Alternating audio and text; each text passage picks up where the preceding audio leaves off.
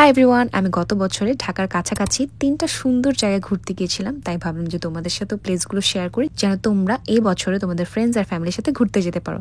So welcome to blog and let's start with the video. প্রথমে আমরা যে জায়গাটাতে যাই সেই জায়গাটার নাম হচ্ছে সি কাল রিসোর্ট অ্যান্ড কনভেনশন হল। এই রিসোর্টটা পূর্বাচলের পাশাপাশি কুচলিবাড়ি অর কুচিলবাড়ি একটা জায়গায়, নামটা আমি ঠিক মতো প্রোনাউন্স করতে পারছি না। এই জায়গাটা আমার কাছে খুবই ভালো লেগেছে। আমি যেহেতু উত্তরখান থাকি তাই আমি ভিতর দিয়ে ওই জায়গাটাতে যাই, কিন্তু 300 ফিট দিয়েও যাওয়া যায়। 300 ফিট দিয়ে ইজি হবে আমি মনে করি। যারা হচ্ছে গাড়িতে যেতে চায় তাদের জন্য তো আরও ভালো, খুব সহজেই চলে যেতে পারে জাস্ট ম্যাপ দেখে। আমার কাছে এই জায়গাটা অনেক বেশি ভালো লেগেছে কারণ জায়গাটা অনেক বড় ছিল আর এন্ট্রি ফিও খুব কম ছিল। আর হ্যাঁ, এই ভিডিওটা যখন করা তখন আমি অনেক বেশি শুকনা ছিলাম, আমি অনেক অসুস্থ ছিলাম। আলহামদুলিল্লাহ যে আমি এখন একটু মোটা হয়েছি আর আমি এখন সুস্থ আছি মোটামুটি, আলহামদুলিল্লাহ। যাই হোক, আমরা আমাদের কাজিনরা, আমার খালা মামা সবাই মিলে প্রায় 18 জনের মতো যাই। আর আমাদের পার পার্সন খরচ হয়েছিল খাবার সহ প্রায় 1200 টাকার মতো উইথ সুইমিং পুল। আমি আর আমার একটা কাজিন বাদে সবাই সুইমিং পুলে নামে।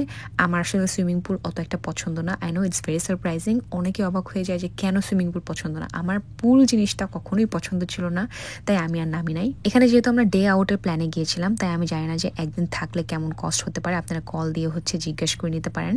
আর একটা স্যাড স্টোরি হচ্ছে, আমি না ফোন টিপতে টিপতে ঠাস করে পড়ে গেছিলাম। আমি ডান হাতে আর বাম হাতে এত ব্যথা পাইছি যা বলার বাইরে। আমার বাম হাতের দাগটা এখনও আছে প্রায় 8 মাস আগের, তাও।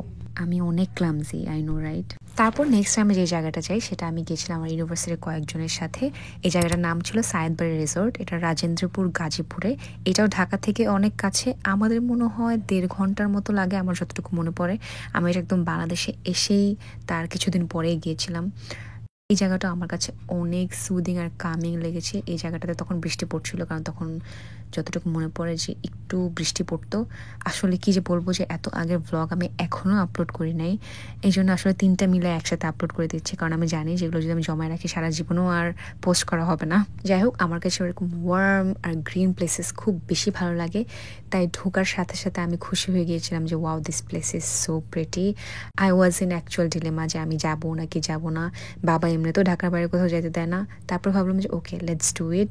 তারপর আমাকে বাবাও যেতে দিল and it's a very nice place. I would say you should definitely visit and look how they are taking pictures. আর এই প্লেসটা হচ্ছে ডাইনিং এরিয়া। আমরা গিয়েই সকালে নাস্তা করলাম। নাস্তা ছিল সিঙ্গারা আর চা, শুধু ওখানে গরম পানি আর টি ব্যাগ ছিল। টি ব্যাগ দিয়ে চা বানানোর একটা হ্যাক হচ্ছে যে 2টা টি ব্যাগ একসাথে দিতে হবে, তাহলে খুব মজার চা হবে। আমি ওই দিন 5 বারের মতো চা খাই। আমার এমনিতেই হচ্ছে মাইগ্রেন, মাথা ব্যথা সবসময় থাকে, আর বাইরে কোথাও গেলে তো অফকোর্স ইটস এ মাস্ট থাকবেই, তাই চা ছাড়া আমার চলেই না। ওই দিনের ওয়েদার নিয়ে আমার কথা বলতেই হবে। ওই দিন মাশাআল্লাহ এত সুন্দর একটা ওয়েদার ছিল। বৃষ্টি ছিল, অনেক হালকা ঠান্ডা বাতাস ছিল, খুব যে বৃষ্টি ছিল তাও না, কিন্তু পারফেক্ট একটা ওয়েদার ছিল। I actually enjoy that day. আমার ব্যাপারে একটা আননোন ফ্যাক্ট হচ্ছে যে আমাকে অনেকে অনেক এক্সট্রোভার্ট মনে করলো, আমি কিন্তু একটু ইন্ট্রোভার্টই বলা যায়। আমি খুব কম মানুষের সাথে মিশি, কম মানুষের সাথে চলাফেরা করি। এমন না যে নতুন মানুষের সাথে মিশতে পারি না, খুব ভালো মতো মিশতে পারি, কিন্তু তাও এতগুলো ইউনিভার্সিটি মেটসদের সাথে যে আমি এত দূরে চলে যাব, ঢাকার বাইরে গিয়ে এরকম একটা রিসর্টে যাব, এটা আমি কখনো চিন্তা করিনি। ওখানে যদিও আমার কিছু ফ্রেন্ডস ছিল, এই জন্য মোস্টলি যাওয়া। যাই হোক, I am so happy that I made the decision. I actually enjoy the day so much. আমাদের দুপুরে খাবার ছিল খিচুড়ি। খিচুড়ি আমার খুব পছন্দের একটা খাবার, I love khichdi so much. Lunch করার পরে আমরা গান শুনলাম, অনেকে অনেক গান গেল, গানগুলো খুবই সুন্দর ছিল। তারপরে যেহেতু একটু বৃষ্টি ছিল, ওরা একটা গেম খেললো, গেমটা দেখলাম। তারপর বিকালে আমাদের ছিল একটু নাস্তা শেষ করলাম, পরে সন্ধ্যা হয়ে গেল, পরে তো আমি একটার পর একটা চা খেলামই, অ্যান্ড দ্যাটস ইট। তারপর আমরা চলে আসলাম ঢাকায়। আরেকদিন যাই হচ্ছে জিন্দা পার্কে। জিন্দা পার্কও পূর্বাচলের কাছাকাছি। জিন্দা পার্ক আমার অনেক পছন্দের একটা জায়গা। আমি যদিও জীবনে মাত্র 2বার যাই, আমার মনে হয় আমি আবারও যেতে পারি, কারণ এই জায়গাটা এত সুন্দর আর এত বড় যে বারবারই যেতে ইচ্ছা করে। একদম এন্ট্রেন্সে এরকম শাপলা বিক্রি করে, আমরা শাপলা কিনলাম। শাপলাগুলো এত বেশি সুন্দর ছিল, আর ওয়েদারটাও খুব সুন্দর ছিল, খুব বেশি ঠান্ডা ছিল না। একদম ঠান্ডা শুরু হওয়ার শুরুর দিকে গিয়েছিলাম, তাই একটু হালকা হালকা ঠান্ডা আর হালকা গরম ছিল, তাই ভালো একটা ওয়েদার ছিল। প্লেসটা এত সুন্দর, বিশেষ করে লাইব্রেরিটা অনেক বেশি সুন্দর।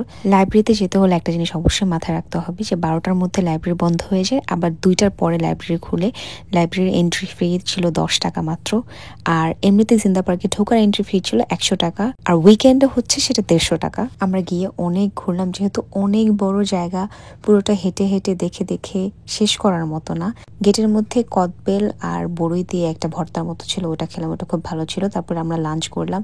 এখানে খাবারও প্রত্যেকটা এত মজার ছিল যা বলার বাইরে। আমি যতই চা পাগল হই না কেন, আমার সব জায়গার গরুর দুধের চা মজা লাগে না, কিন্তু এখানের গরুর দুধের চা আসলে অনেক মজার ছিল। খাওয়া শেষ করে আমরা আবার কিছু জায়গা ঘুরলাম, কারণ এত বড় জায়গা একদিনে আসলে দেখে শেষ করার মতো না। So that's it for today's video. I hope you have enjoyed this video. তোমরা অবশ্যই 3টা প্লেস ঘুরে দেখবে আর কমেন্ট করে আমাকে জানাও যে তোমাদের ফেভারিট প্লেস কোনটা ছিল। এরকম আরো ভিডিওস চাইলে don't forget to follow my page, also follow my Instagram, and until my next video, stay tuned. Bye.